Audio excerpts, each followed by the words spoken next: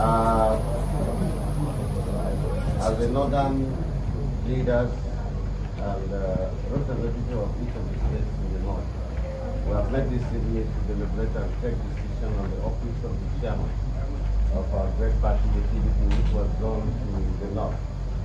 And in our meeting, we have reflected deeply and widely through consultation and going to Ibadan for our national convention.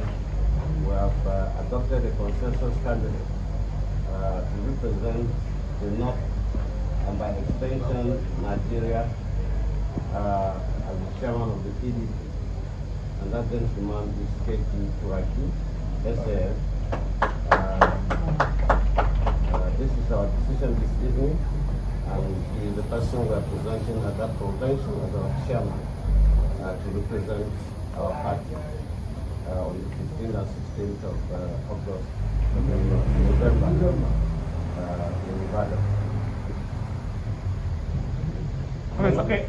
Your Excellency, my name is Prof.Mgbeke. I write for the Punch newspaper. There are instances where people within your party, of course, some members